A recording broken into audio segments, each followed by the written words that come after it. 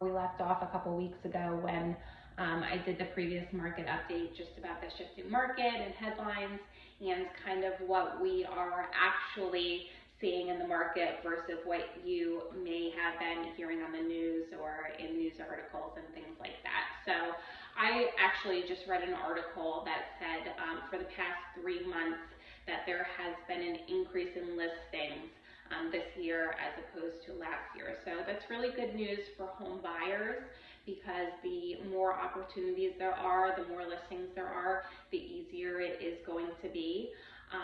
So that doesn't necessarily mean, we've seen all the headlines about a shifting in the market. So this is the shift in the market. There's a little bit more inventory, less buyers in the market because of the higher interest rates, inflation, and all of that. So things are just kind of equalizing. So that doesn't mean, and I think that we kind of talked about this in my last video, that doesn't mean that it isn't a seller's market anymore. Real estate is cyclical, so obviously at some point it's going to change into a buyer's market, but that's not what we're seeing right now. And that's just because of supply and demand. There's still very high demand compared to the lower supply of homes. Like I said, more homes coming on the market, that's just putting the buyers in a better position. So just wanted to talk about some of the other headlines. I know that I've seen a lot about mortgage companies disclosing that, they're seeing less mortgage applications coming through. So there's not as many buyers in the market. So of course, with the increase in interest rates and inflation and everything that's going on, of course, there are going to be less people in the market looking to buy. But that doesn't mean that nobody's going to buy.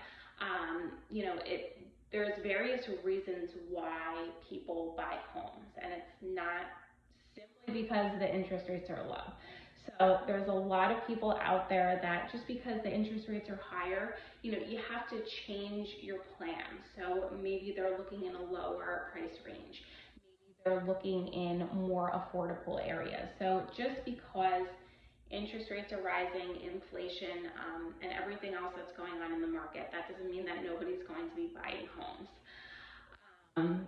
One of the other things that I've been seeing in articles is longer days on the market, more price reduction. So yes, homes are sitting on the market for more days because homes were selling in 24 to 48 hours.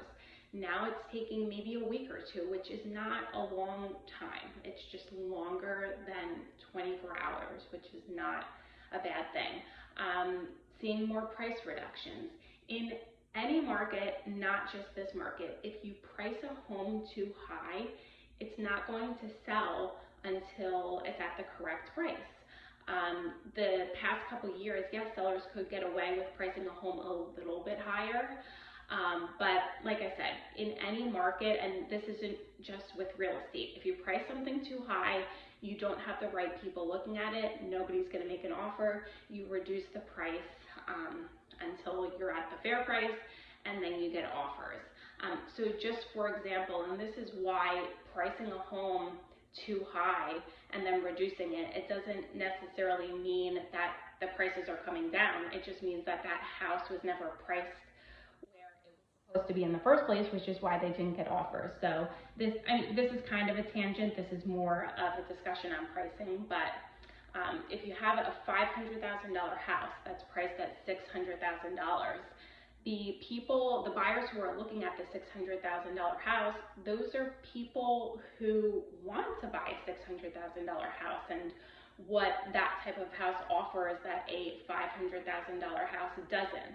So there might be people out there who would be willing to buy this house for $500,000, but they're not looking at the house because it's priced up here, and those buyers are assuming that that's what the seller is expecting to get. So that's just, again, a little bit of a tangent, but just a little background on the idea of pricing and why you can't just price your home anywhere and just think, well, somebody's going to make me an offer, somebody's going to sell.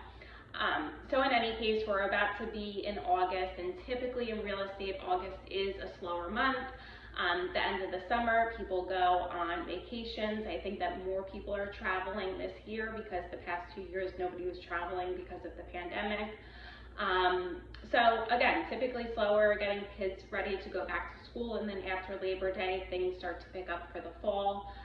So we'll see how August goes, but that's typically how the end of the summer goes. Hopefully this helps. If you have any questions at all, please feel free to reach out. You can either send me a message, or my email address is stephanie.geist@century21.com.